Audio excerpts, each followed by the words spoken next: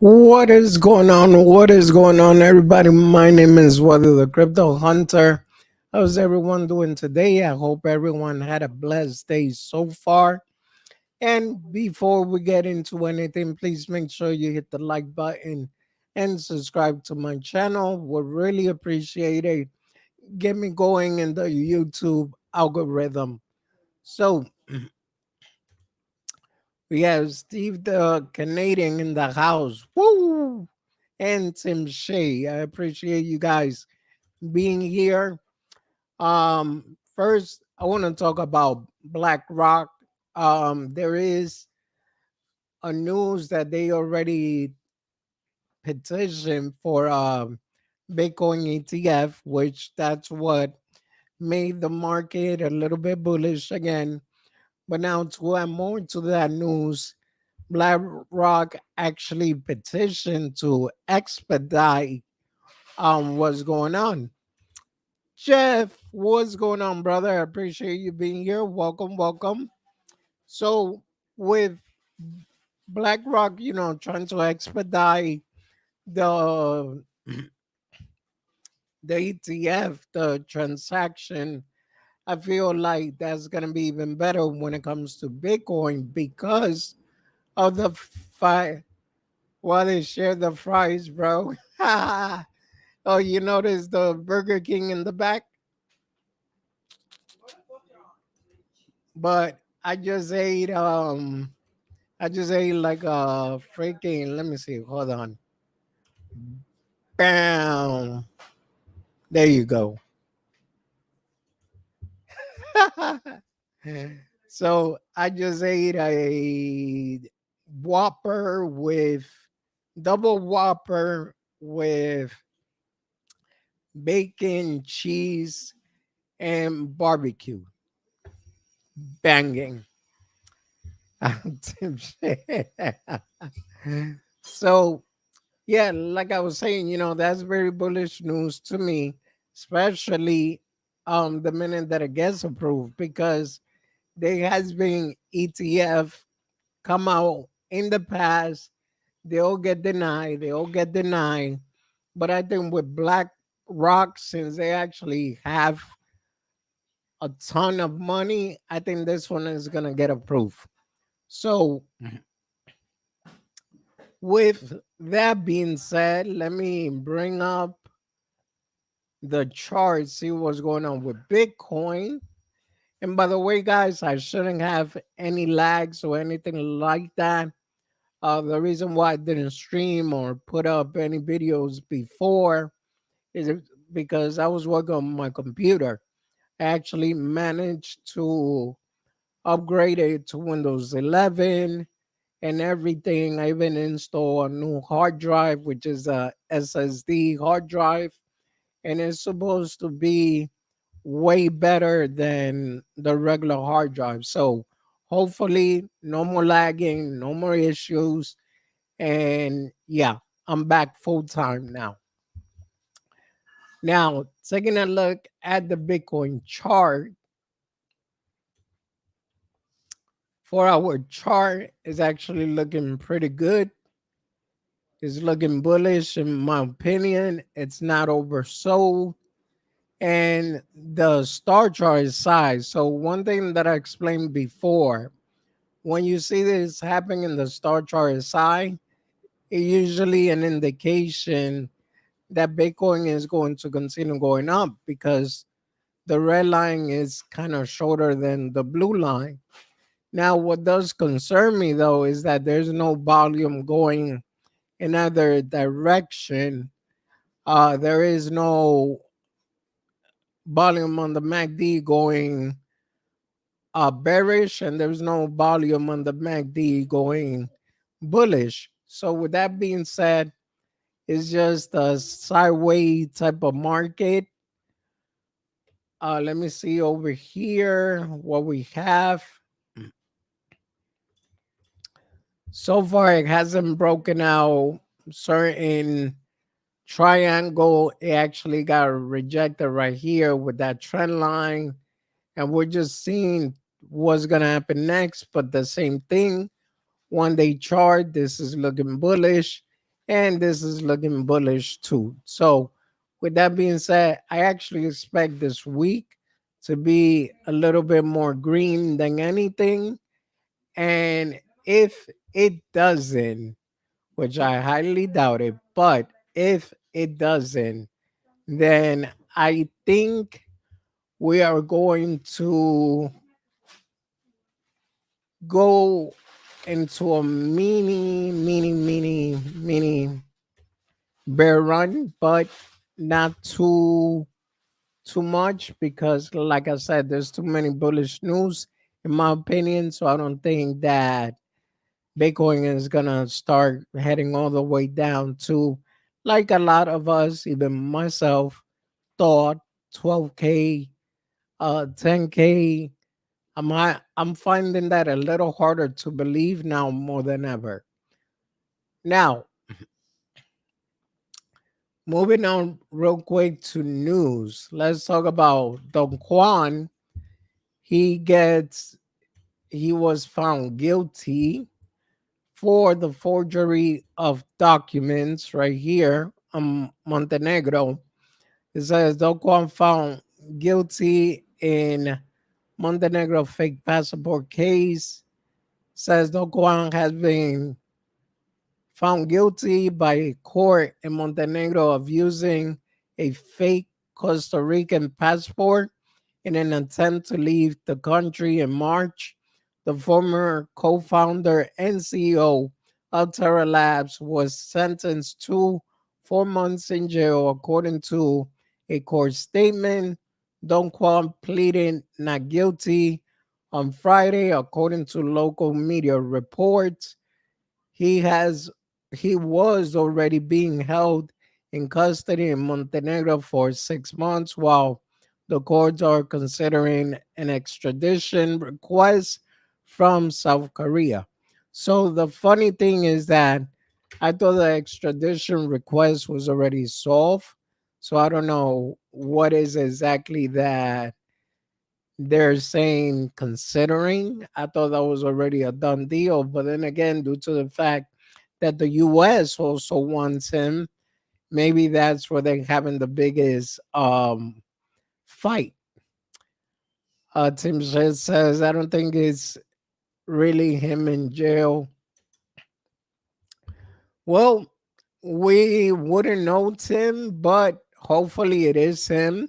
Even though him being in jail, he still managed to move money around, which that's what I'm a bit curious on, why someone that is supposedly in jail has access to um funds, a cell phone, a computer, because, and not to mention internet, because last I checked, if you are in jail and you have no access to a fund, I mean to a phone, no access to a computer, no access to internet, then you have no access to crypto. So the fact that he's moving crypto while he is supposedly locked up, that shows me something ain't right.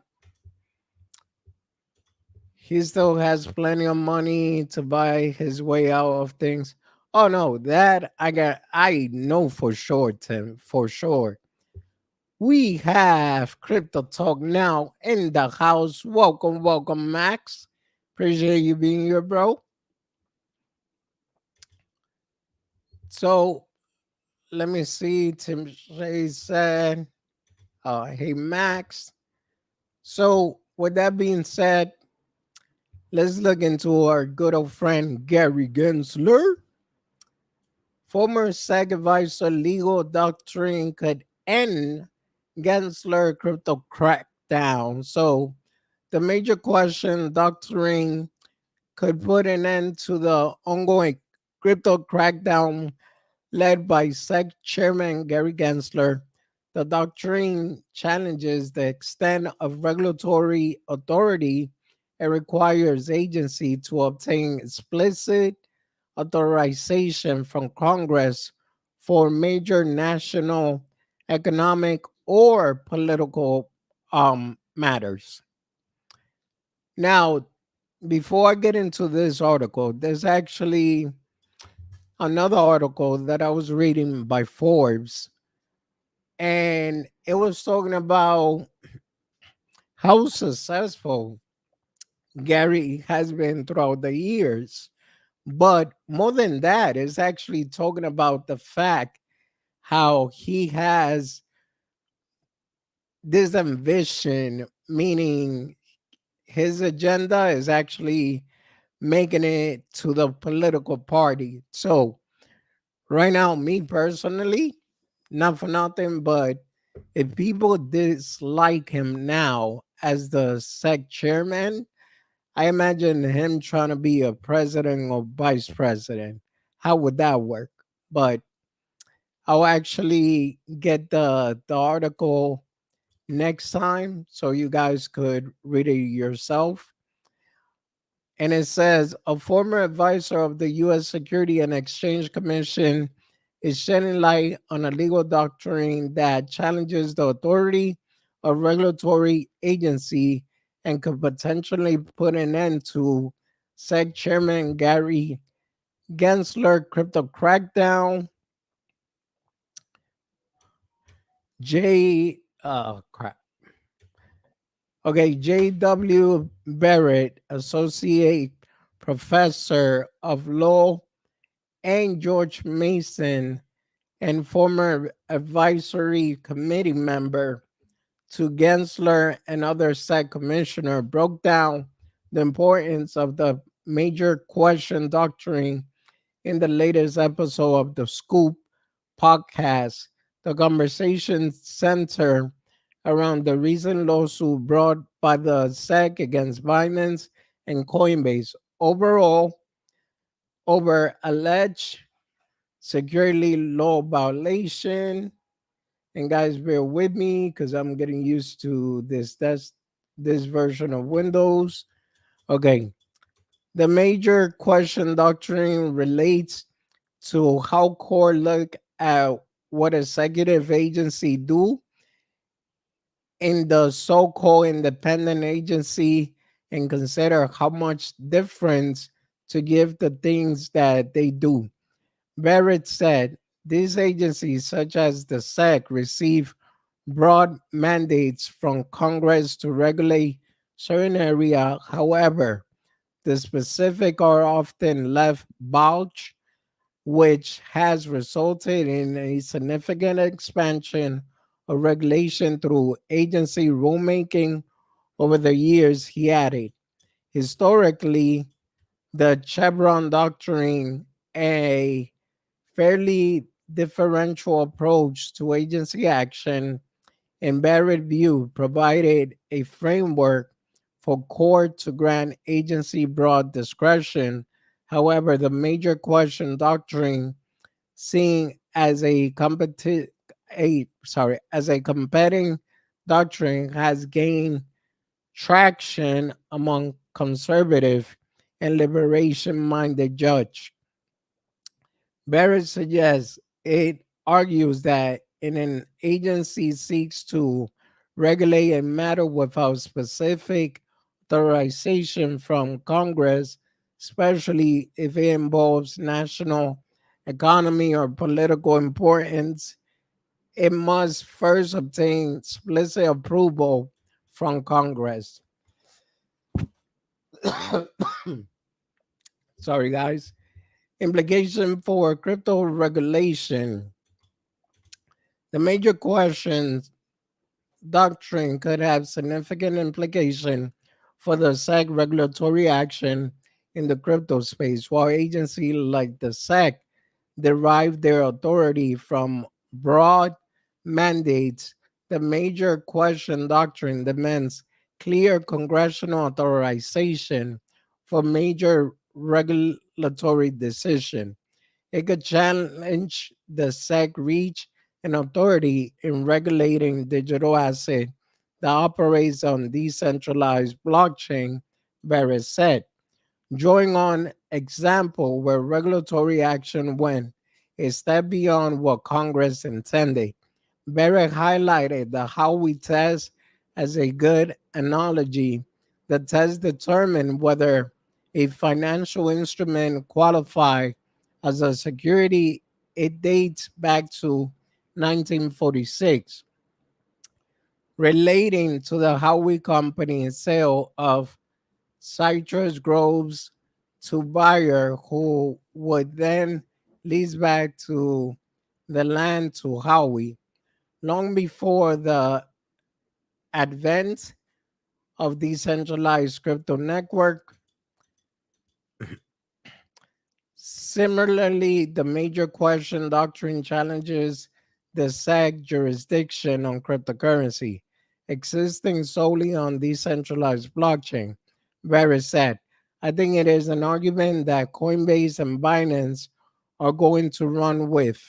The major question doctrine is not likely to be discussed until the SEC lawsuit against Coinbase and Binance US reach the appellate court, which could be a long way away, very sad.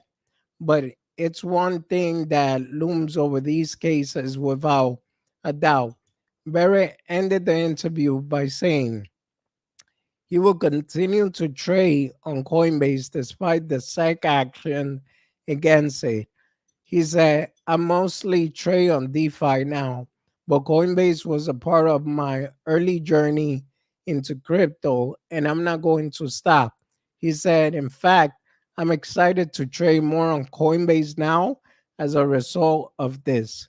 So, with this, it pretty much, from my understanding, there is a lot of things that Gary has been doing on his own, the way I see it.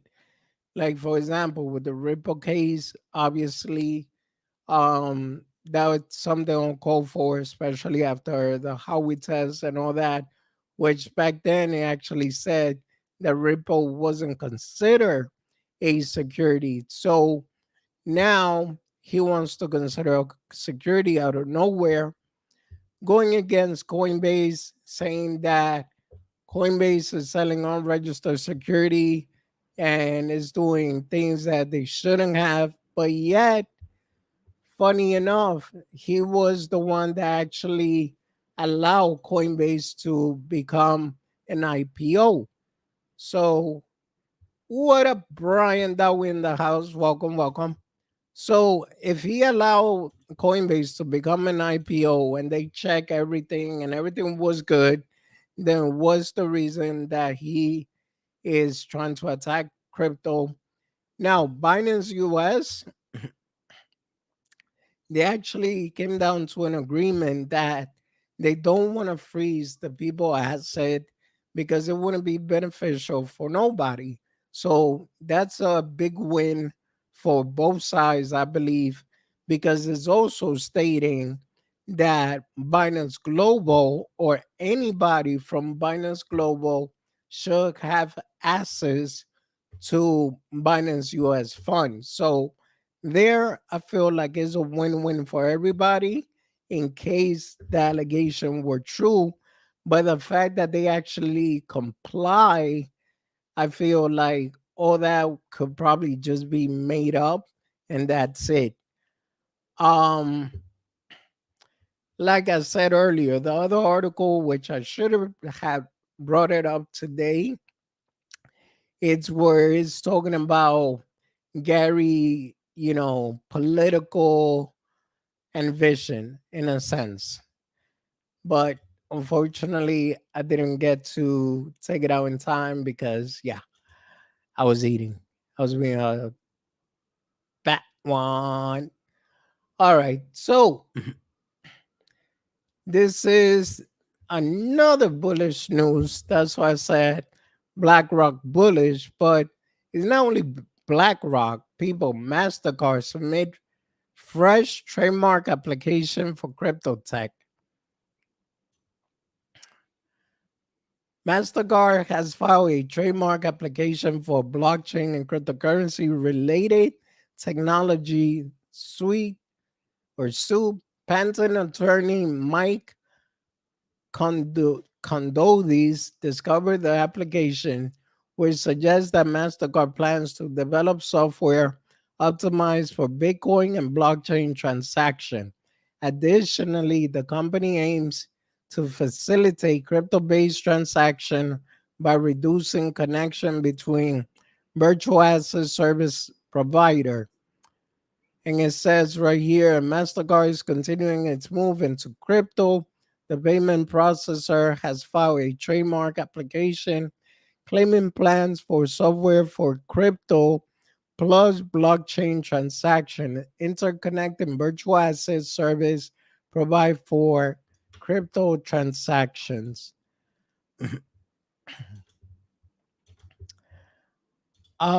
Oh crap. Sorry. I actually went into the thing. Okay. So the trademark application is a fascinating window into MasterCard plan for the future of digital currency. Details have been revealed about creating a downloadable application programming interface API designed to verify transaction inside blockchain network and ease the handling of trading of cryptocurrency by standardizing this API software communication between VASP may be streamlined and crypto transaction easier. MasterCard wants to set up a platform for financial institutions to exchange customer information to verify compliance. This new step is significant for MasterCard fast growing presence in the cryptocurrency sector. The corporation announced its intention to offer a limited number of cryptocurrency on its network in February 2021. In the same year that crypto cards were first introduced, MasterCard partnered with WireX, BitPay, and a new cryptocurrency exchange called LBL.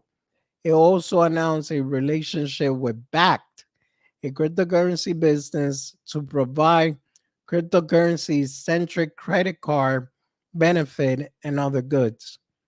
MasterCard made wave last year when it acquired crypto analytic startup Cipher Trace and collaborated with fintech firm Uphold and crypto exchange Gemini to create cryptocurrency credit card. The company has shown its continued dedication to the cryptocurrency and blockchain technology industry by amazing patent and application linked to blockchain worldwide.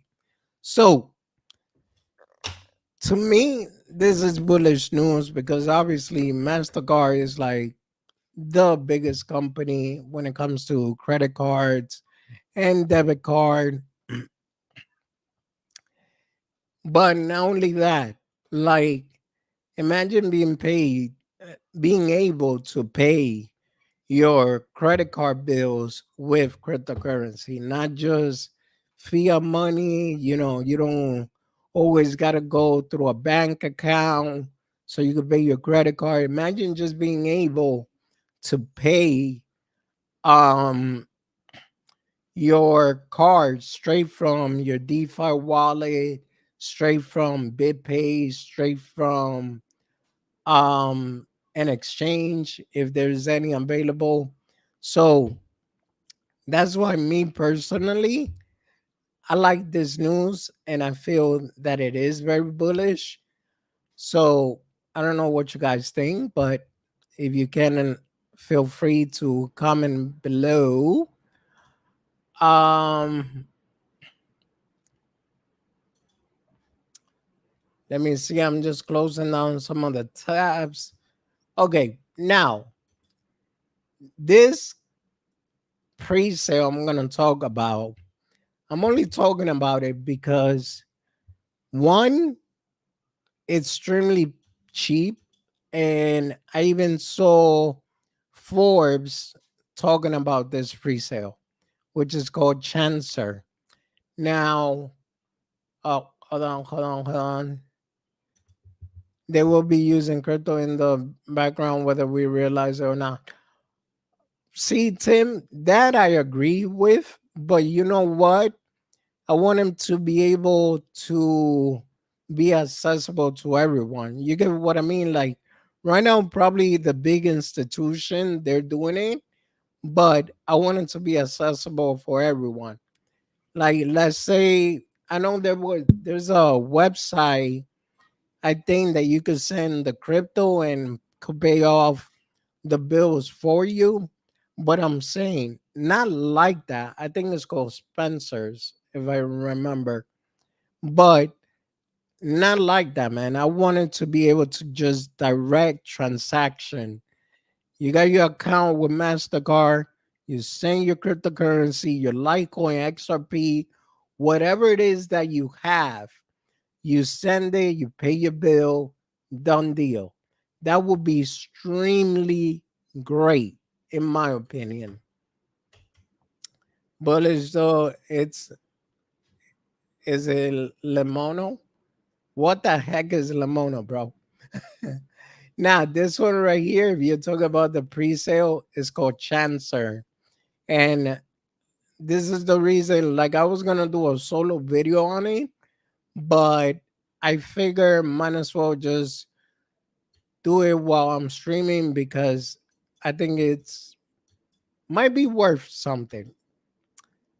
So, the world first decentralized predictive market making platform. Growing up, two brothers, Adam and Paul Kelby, had a competitive streak that ran deep. They loved to make bets and wagger on just about anything from sports games to who could finish their homework first, but as they grew older, they began to feel something was missing. They wanted a community of like-minded individuals to share in their love of betting, but there was no platform that cater to this desire without stimulously trying to stack the odds against them at the same time. The brothers decided to take matters into their own hands and create Chancer, a platform designed specifically for social betting in our Web3 world, a place to connect with other passionate about friendly competition and ecosystem that thrives the thrill of making wager. Uh, there are some cards you can link to a DeFi wallet if you want. No, but I'm talking about the um paying the cards, not just buying crypto. Lemona is another pre-sale I heard about. Well, I look into that one. While they thought on Fofo, never heard of it, Brian. Fiverr in the house. Welcome, Fiverr. Long time. Fiverr said, what do you do when Steve the Canadian says he wants to have some crypto talk now with Tim Shea while Brian Dowie gives off Jeff Ugly a high fiber? Fiverr, miss you, man. Welcome back. I appreciate you being here, bro. So yeah, Chancer is basically supposed to be a better platform of different type of sports. We got boxing, we got dice, we got football. Well, soccer actually, I forgot. In Spanish they call it football, but it's actually soccer. Gaming, horse. So if you are interested in this, go to chancer.com. If you are interested in your pre-sale, obviously not financial advice. Make sure you guys do your own research. But me personally, I am thinking of putting a little something in there because you never know. And the fact that it's about 1 cent right now, it's even better.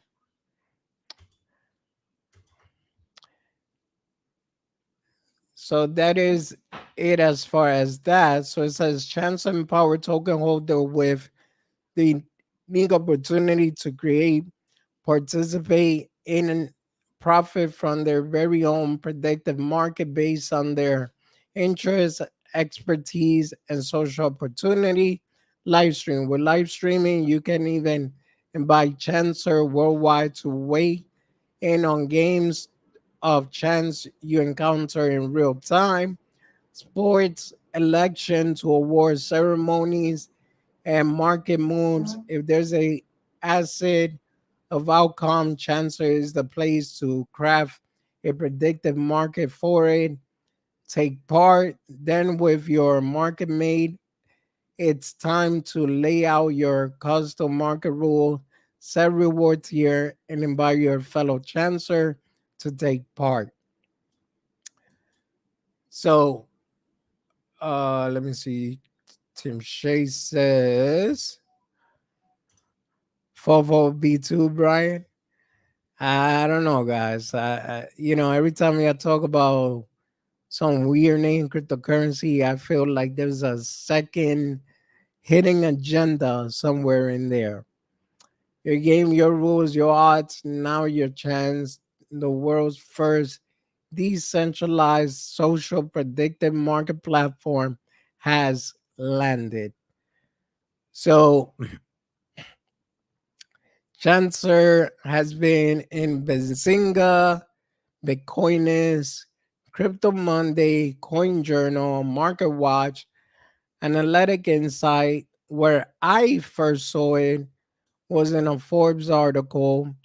Uh, yeah, not a Forbes, a Monthly Fool article talking about a possibility of being a great investment, and I'm looked into it, found it interesting, and that's why I'm bringing it up to you guys, because I was also thinking, I'm supposed to be the crypto hunter, which is look for opportunity and share it with you guys. You know us too well, Wadi. For I figure. So the platform transfer token utility for general platform engagement as well as for becoming a network validator via not running are as follow. Let's see what else. Welcome, GS. What's up, bro? Latex Larry Coin Bullish. Oh God. Hello everyone. What's up, GS? Welcome. Appreciate you being here. So yeah, here and there, I'm probably gonna either just do the videos based on whatever new project I see. Because me personally, I stopped doing pre-sales and stuff, but if I see the chance that it might be worth it, then I'll bring it to you guys' attention. You guys do your own research. If y'all want to invest, that's on you. If you don't want to invest, that's on you anyway. Um, Me personally, like I said, I am going for this one because I like what I've seen so far. And I did miss one, which I wasn't too mad about it, which was RecQ Finance. But at the same time, it just it was up for a good minute and then it just started dropping like crazy. So I'm not mad about it, but it could have been another opportunity. It was a legit pre-sale. So they are certified it and everything else. Like I said, you guys want to check this out, go to chancer.com. And that's pretty much it. Now, let me read the article based on Chancer. And it says Chancer, a project about to start its pre-sale phase, has joined the world of blockchain-based betting with a backing of 15 million. It aims to shake up the traditional betting industry using blockchain technology. As a result, its pre-sale has already caught the attention of experienced investors seeking crypto opportunity. Chancer empower user to develop their betting odds and markets. Its native token, Chancer, underpins this system, infusing the process with potential disruption. As the project gears up to challenge the 63.5 billion game gambling industry, crypto whales appear to be eyeing the project pre-sale. Chancer could present an opportunity for investor to examine and consider participating in its pre-sale.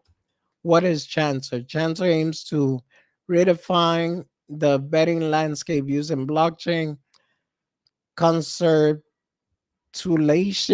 and launched by brother Adam and Paul Kelby. Chancer operates as a decentralized prediction market that allow users to bet on major global events like the World Cup or presidential election while supporting personalized wagers among friends, colleagues, and social circle. Chancer is also decentralized and built on user empowerment and autonomy principle. The platform introduced a peer-to-peer P2P model, which means that unlike traditional betting house, chance to empower user, enabling them to generate and manage their betting market. In addition to this approach, Chancellor plans to transition to decentralized autonomous organization DAO. As such, the Chancellor pre-sale could allow investors to get in early buying Chancellor at introductory prices. How Chancellor work? The Chancellor token is a utility as it fuels the Chancellor ecosystem, serving as the primary currency for transaction on the platform. Its utility extends beyond simple transaction, but it plays a crucial role in the platform functioning and future growth. When users make a bet on Chancellor, use they do so using chance or token. As a result, winning or also pay our chancer, facilitating seamless and efficient value exchange within the ecosystem. As the platform user base grows and places bet, the demand for chancer token in the chancer pre-sale and beyond rises, creating a loop that could support prices. So like I said, not financial advice, but it sounds pretty solid to me.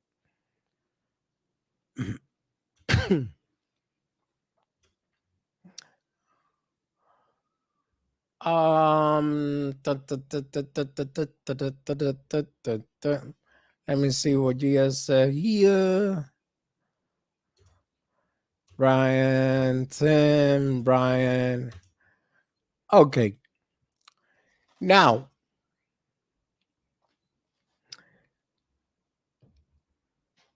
um, I was thinking for the next 20 minutes, just chill or what's going on with you guys. Do you know who the devs are? No clue. Just that they're brothers, and I actually got to look into that. Paul and something. Hold on. Where is it? Where is it? Adam and Paul Kelby.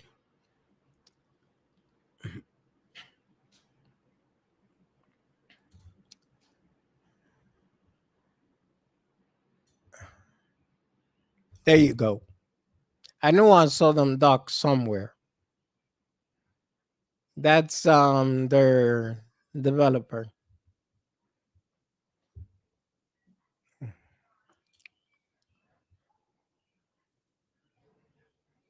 I mean, like I said, me personally, anything could happen because this is crypto.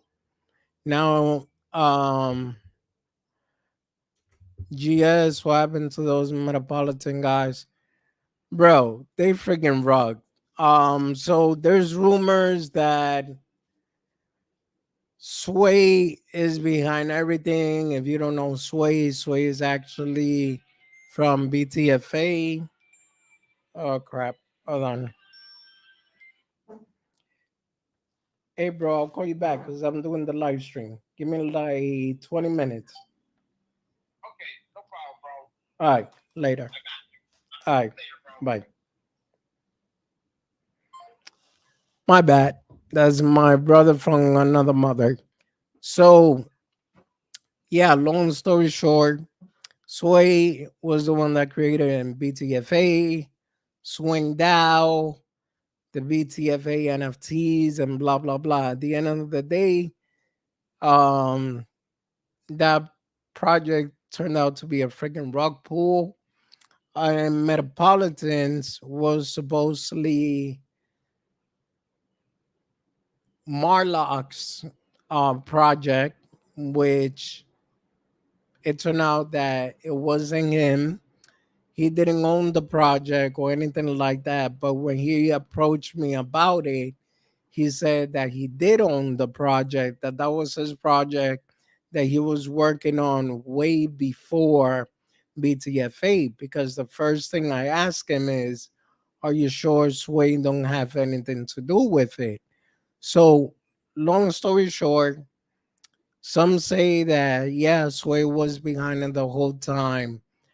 Um, then on Pink Sale, they actually doxed the guy that that KYC for Metropolitans, and that guy turned out to be not Sway. His name is Omar. Now the funny thing is, I could say, yeah, maybe Sway didn't have anything to do with it at all.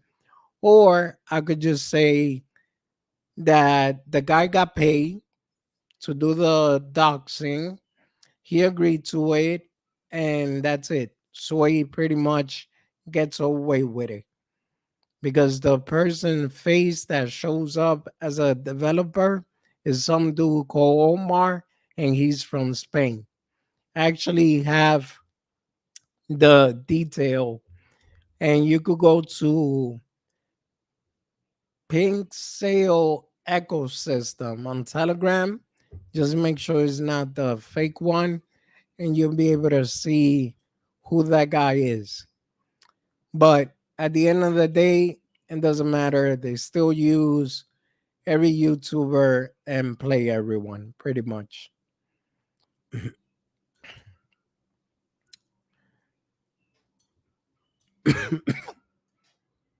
Does that answer your question, GS?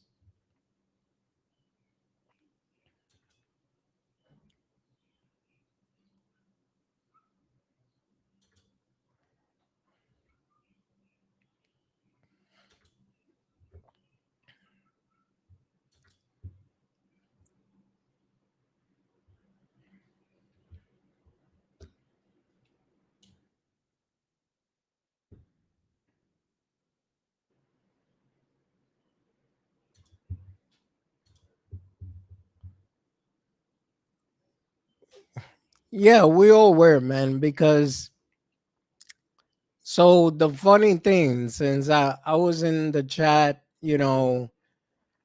from the very beginning and everything, and like I said, there was no indication that Sway could have been behind it, except for just one comment that Bleach made that it was like, oh, Sway is busy with the family, and that's it, right?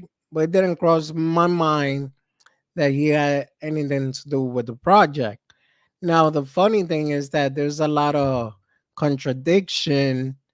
Like I said, when Marlux hit me up, he told me that was his project, but he told me Sway had nothing to do with it. Now, what they spoke to other YouTuber was that supposedly Sway was only an advisor of the project. So there's so many contradiction that the way I see it, They all were freaking in it. They all knew it was gonna turn out to be a scam, and they just went along with it. That's the way I see it. Didn't know too much detail other than that. Yeah, bro. Everybody is pissed. Well, I stay away from that one because every YouTuber and his brother were being sponsored to talk about it. Well, see, my thing is that you gotta, okay, you guys gotta understand this, right? As a YouTuber, and that's why we always say, make sure that you guys do your own research, not financial advice, blah, blah, blah. It's because of that. Because at the same time, like me personally, I'm in no condition to say no to any promotion in a sense, I just don't like putting my business out there like that. But long story short, financially, I'm going through some stuff. And sometimes I get pissed off because I try to do the best I can and do the right thing. And some people don't give a crap, knowing my situation, and they take advantage. So, all right, I leave it at that. But in reality, you guys seeing, everything that I talk about, and when I do my channel, I try to be as accurate as possible, and I would not want to promote anything that indicates that is a scam. If I see it a mile away, it's a scam. I'm not gonna talk about it even if you pay me. But in Metropolitans, I didn't see any indication of being a scam, because what I saw was more like they was trying to compete against MMAI. But then again, even that itself should have been, yeah, so it was supposedly the marketing guy. Um no, no, no, no, no, no. You're talking about Don Sheldon? No. But even that itself should have came off as a red flag. The fact that it looked it too similar to MMAI, even though they had slight different, and they were kind of able to fool everyone because they gave us a link to try out the so-called metaverse from Metropolitans, and then turned out to be crap. So after the fact, Leaves and Hobbs said they knew, and so what? And you see, and that's exactly what gets me pissed off, because it's like, yo, you knew and everyone is supposed to be cool, then you should have just said, yo, stay away or whatever. Well, yeah, I wasn't blaming you. I just said it was a red flag for me. So many YouTubers were being sponsored, just my thing. No, no, and that's okay, Tim.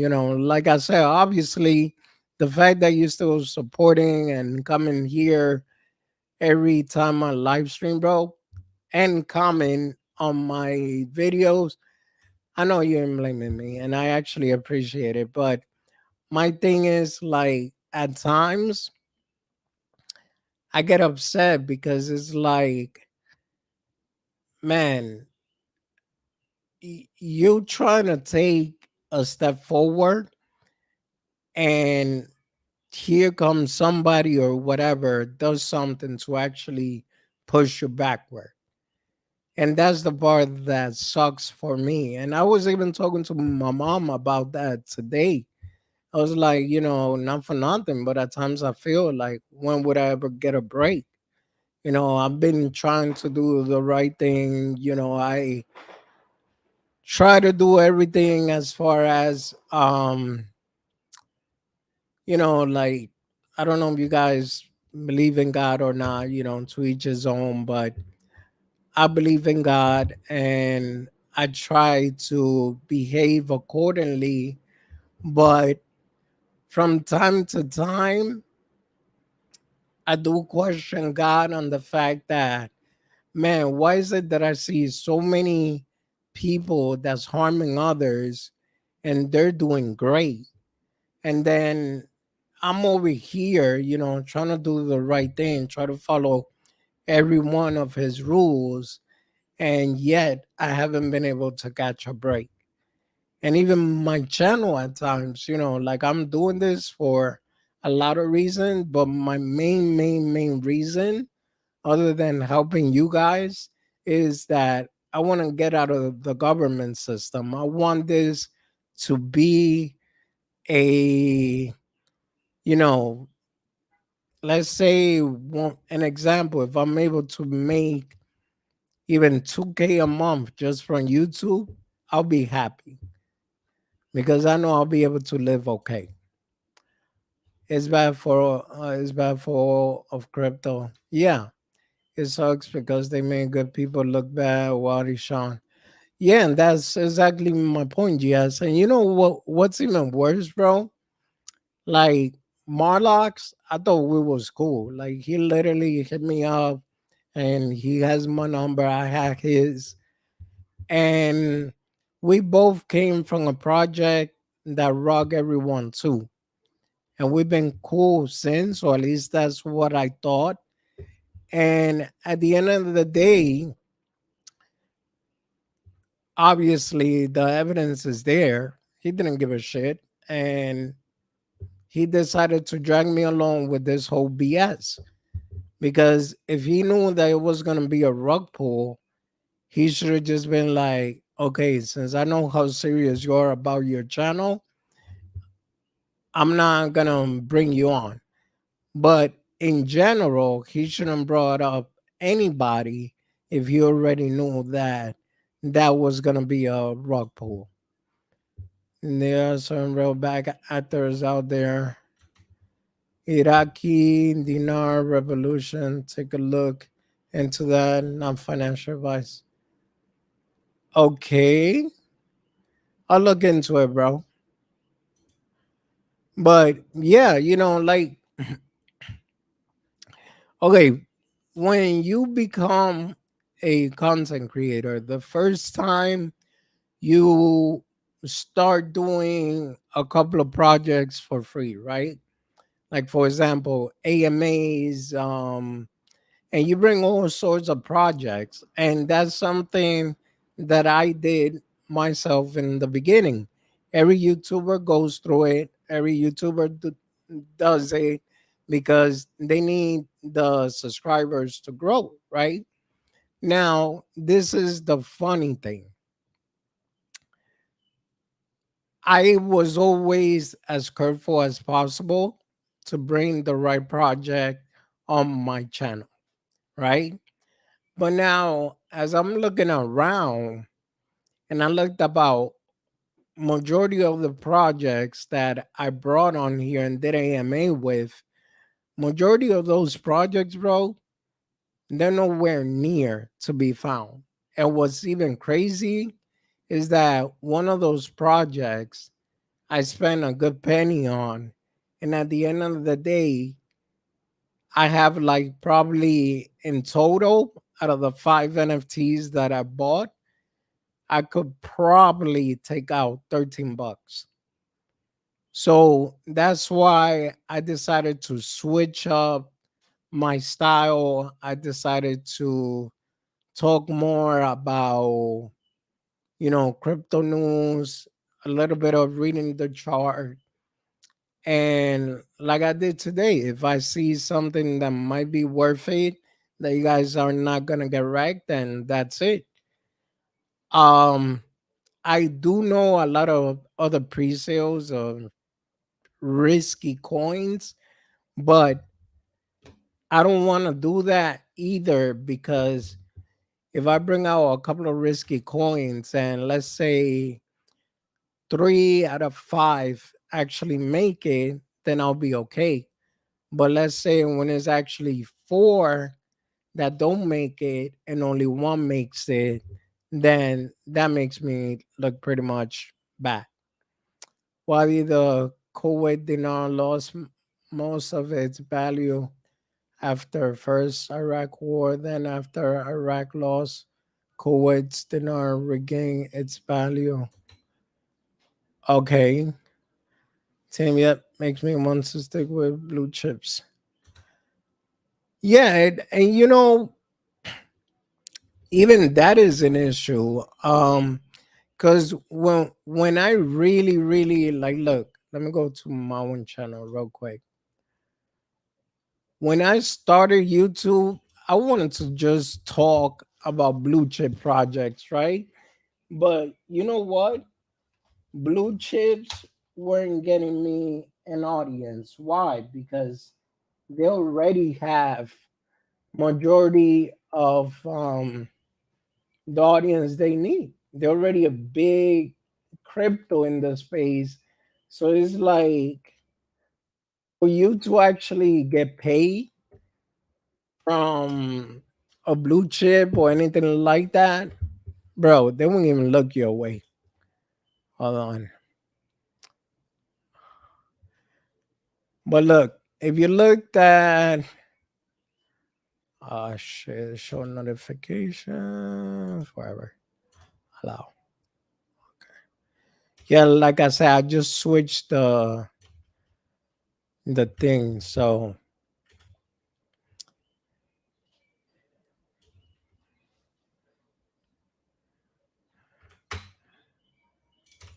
I got a lot of searching to do. But in the beginning of my channel, see, I spoke about FTX. Uh, what was the okay on live stream? I spoke about INX, which I'm still talking about INX because I feel like that has a ton of potential. Um,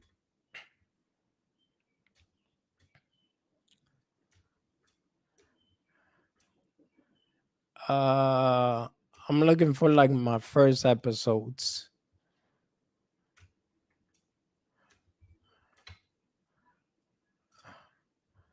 Wait, real quick. Let me look at what Tim said.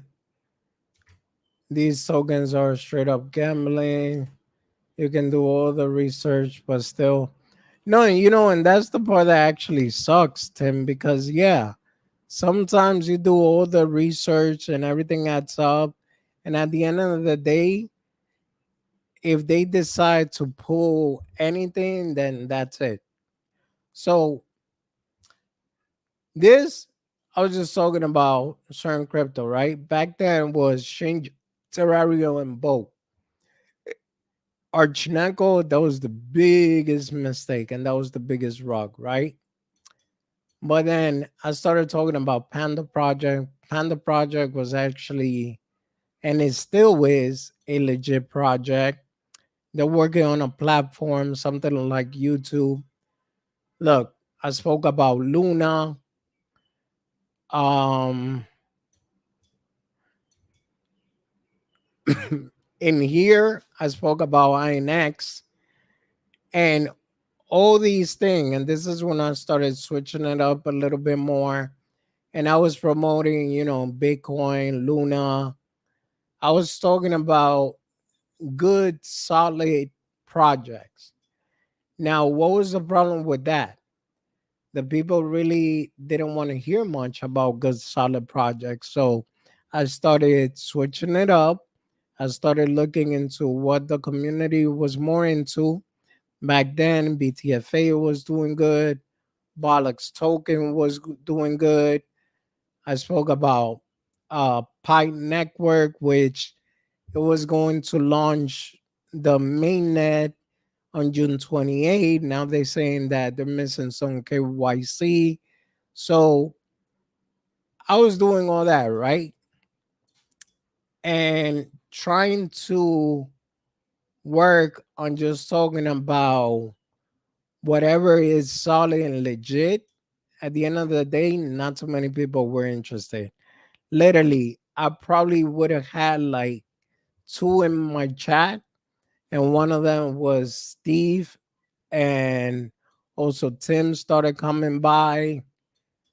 So yeah, the rest they just turned out to be nothing, especially majority of the NFTs. Majority of the NFT project, that's why I barely talk about them because they turn out to be nothing.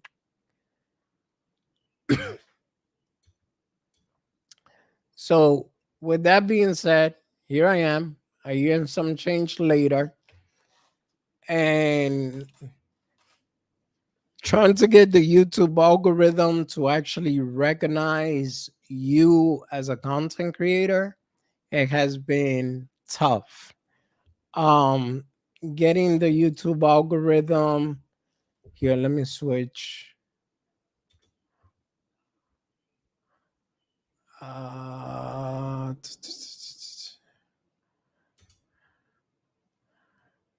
crap. Let me switch account. Yeah, didn't notice that part.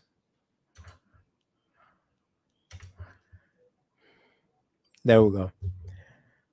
But getting the YouTube algorithm to actually recognize you is not as easy as before. Yeah, Tim. I did had a whole, but majority of those NFT, man, like I said, where they at now. And those are the things that I said to myself, I gotta switch it up. I gotta try to do something good. I mean, as far as trading, I really don't feel right talking about certain trades and stuff because if you're not an experienced trader, then reality is you're going to get wrecked. And I don't want that for basically none of you guys. And I don't know why the heck is not letting me switch account.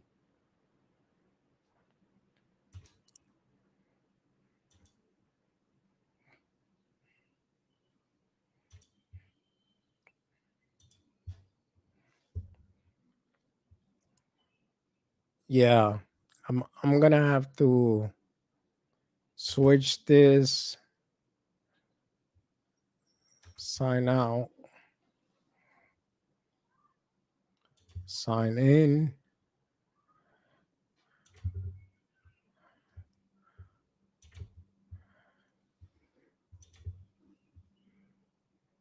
Yeah. Leah, click yes on it. Click yes on the phone. 80%, 80/20 blue chip memes. GS sounds good. Really up to you. Yeah, bring it, bring it. Okay, click yes when it does.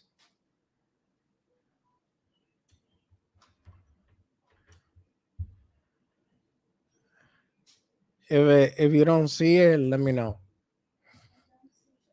Give me.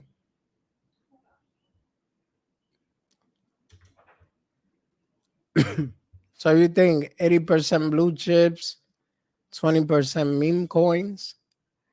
Tim was saying Wadi content kind of like too big. No, like I could talk a lot about blue chips. Like for example, I have a ton of blue chips that I feel they're going to do great.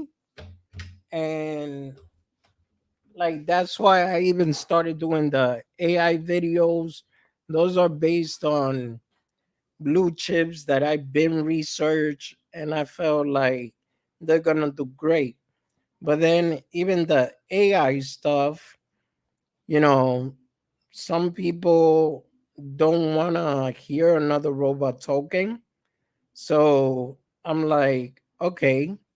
And then me usually I feel kind of weird doing it myself because even I feel like at times people probably don't understand me when I speak. So I try to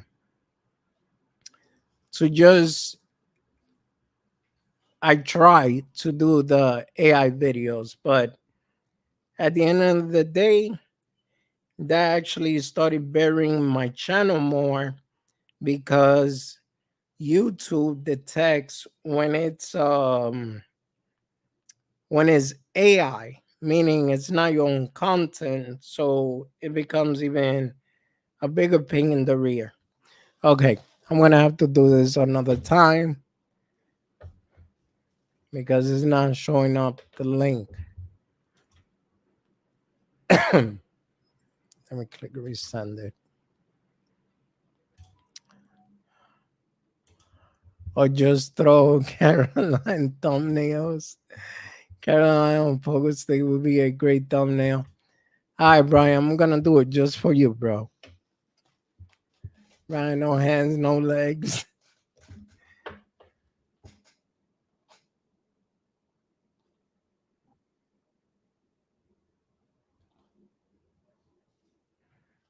Okay, well, guys, I'm actually going to get out of here. I gotta call my friend back and appreciate you guys hanging out like always. Appreciate the love and support like always.